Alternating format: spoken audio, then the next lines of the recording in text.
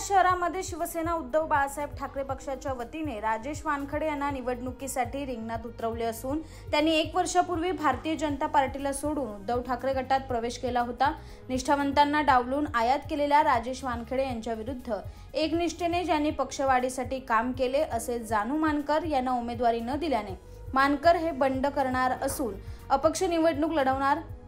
माझा पक्षाबरोबर कोणत्याही प्रकारचं वैर नाही, मात्र चुकीच्या माणसाला उमेदवारी दिल्यामुळे मी अपक्ष लढणार आणि जिंकल्यानंतर उद्धव ठाकरे यांच्याकडे जाऊन आशीर्वाद घेणार असल्याची माहिती प्रसार माध्यमांना दिली आहे।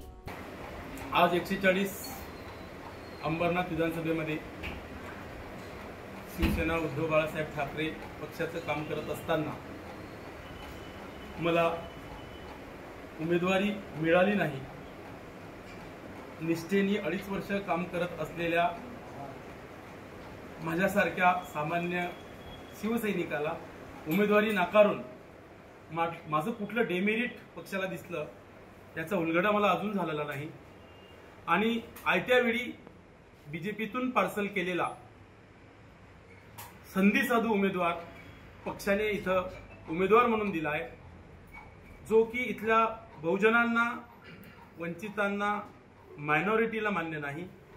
अशा उमेदवाराला कोणी मतदान करणार नाही, कारण तो बीजेपीचा प्रतिनिधी म्हणून ज्यांनी काम केलेलं आहे।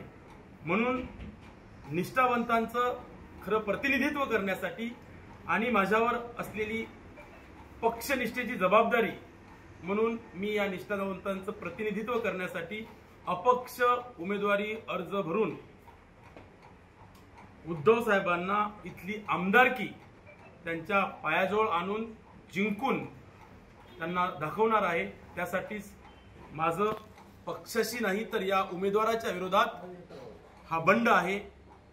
हे एकनिष्ठ आणि निष्ठावंतांसाठी प्रतिनिधित्वाची माझी लढाई आहे। काहींनी सांगितलं की बाबा असं असं करायचं, तर मी सांगेल साहेब, कामाच्या मेरिटनुसार त्याचा एबी फॉर्म कॅन्सल करा, मला एबी फॉर्म द्या, मी प्रतिनिधित्व करतो आणि मी कुठं कमी पडतो ते सांगा। पक्षातले किती लोक तुमच्यासोबत आहेत? सर्व पक्ष माझ्यासोबत आहे, तिन्ही शहर प्रमुख माझ्यासोबत आहे, शहर संघटक माझ्यासोबत आहे, जिल्हा प्रमुख माझ्यासोबत आहे, सगळेच सोबत आहे माझ्या। जो माणूस लोकसभेमध्ये पक्षासाठी 1 मत मिळवण्याचा प्रयत्न करू शकत नाही, तो माणूस स्वतःची मतं मिळवण्यासाठी कसा प्रयत्न करेल?